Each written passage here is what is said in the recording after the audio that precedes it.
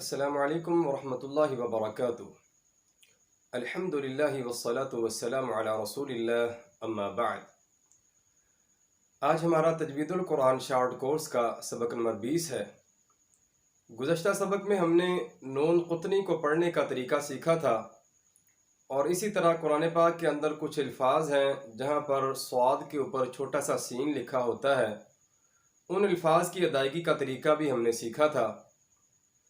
آج کے سبق میں ہم سیکھیں گے کہ کچھ الفاظ ایسے ہیں کہ جن کی ادائیگی کا طریقہ ایک خاص انداز سے کیا جاتا ہے۔ تو آئیے دیکھتے ہیں کہ وہ کون سے الفاظ ہیں جن کو ایک خاص انداز سے ادا کیا جاتا ہے۔ پہلا لفظ یہاں پر آپ دیکھ رہے ہیں، اگر جوڑ کریں تو اس لفظ کو یہ لفظ بنتا ہے میم زبر جیم مج، را کھڑی زیر ری، مج ری، ہا زبر الف ہا، مج ری ہا۔ لیکن جب اس کو روانی سے پڑھیں گے تو یہ مج رے ہا پڑھا جائے گا، مج ری ہا نہیں پڑھا جائے گا۔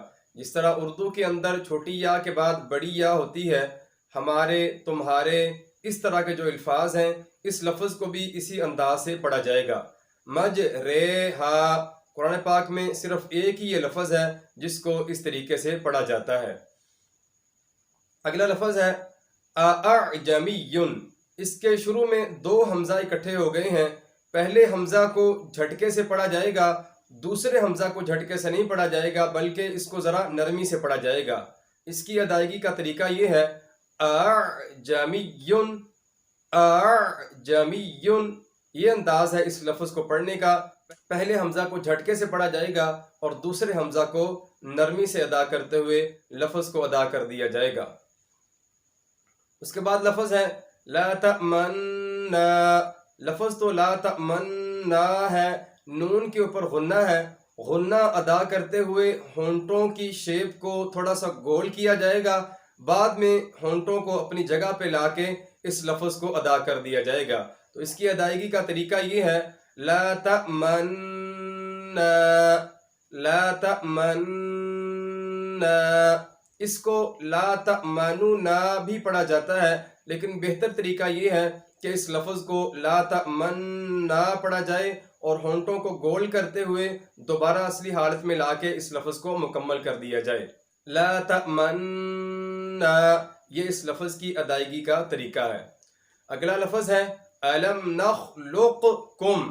یہ قاف نقطوں والی موٹی ہے، نقطوں والی موٹی قاف باریک قاف کے اندر داخل ہو رہی ہے۔ جب ان دونوں قاف کو پڑھیں گے تو ان دونوں قاف کی ادائیگی کا علیحدہ علیحدہ طریقہ واضح ہونا چاہیے۔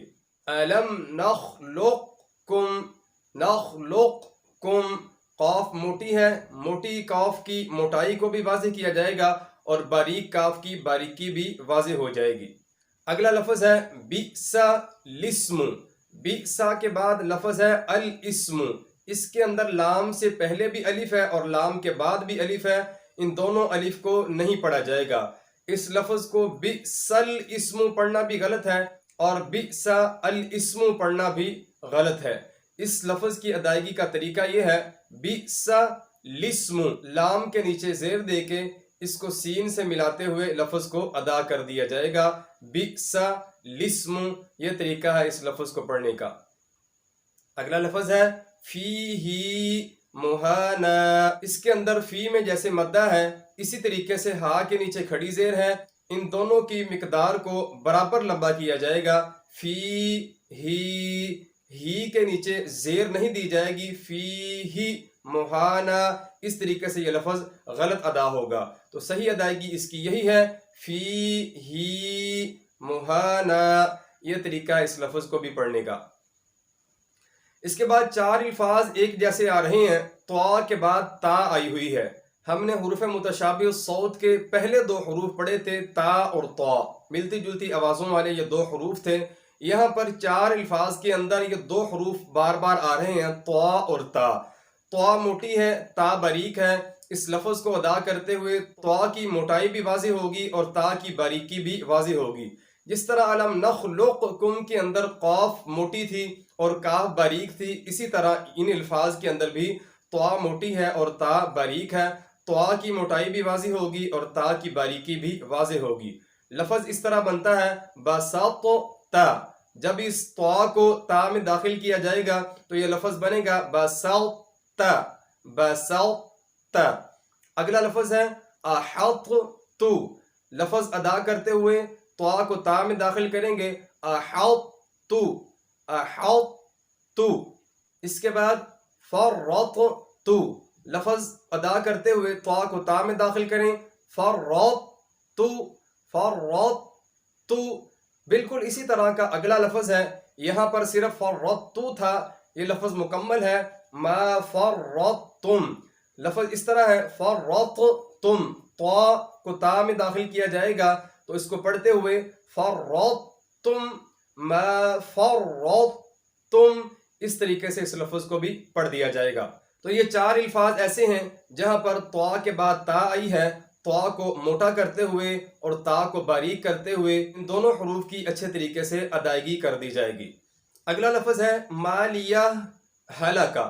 یہ دو لفظ ہیں، ایک لفظ آیت کے آخر میں ہے اور دوسرا لفظ آیت کے شروع میں ہے۔ تو ان دونوں کو ادا کرنے کے دو طریقے ہیں، ایک تو یہ ہے کہ مالیہ پہ وقف کیا جائے اور ہلاکہ سے دوسری آیت کو شروع کر دیا جائے۔ دوسرا طریقہ اس کا یہ ہے کہ اگر ان دونوں الفاظ کو ملانا ہے تو ان دونوں کو ملاتے ہوئے ہا کو ہا میں داخل کر دیا جائے گا۔ اس کی ادائیگی پھر یہ بن جائے گی مالیہ ہلاکہ، مالیہ ہلاکہ۔ یہ طریقہ ہے ان دونوں لفظوں کے ادا کرنے کا۔ اس کے بعد تین الفاظ ایک جیسے آ رہے ہیں، جس طرح اعجمی کے اندر دو حمزہ اکٹھی ہو گئی تھی، اسی طرح ان تینوں الفاظ کے شروع میں دو حمزہ آ رہی ہیں۔ یہاں پر بھی ایک حمزہ کو پڑھتے ہوئے دوسری حمزہ کو مدہ کی صورت میں ادا کر دیا جائے گا۔ تو ان تینوں الفاظ کی ادائیگی یہ ہوگی الذکرین، دوسرا لفظ الآن، تیسرا لفظ اللہ۔ ان تینوں الفاظ کے شروع میں دو دو حمزہ آئی ہوئی ہیں، تو ایک حمزہ کو جھٹکے سے ادا کرتے ہوئے دوسری حمزہ کو مدہ کی صورت میں پڑھ دیا جائے گا۔ یہ تھا ان خاص الفاظ کی ادائیگی کا خاص طریقہ۔ امید ہے آپ کو آج کا سبق اچھے طریقے سے سمجھ آ چکا ہوگا۔ ملتے ہیں اگلے سبق میں۔ والسلام علیکم ورحمۃ اللہ وبرکاتہ۔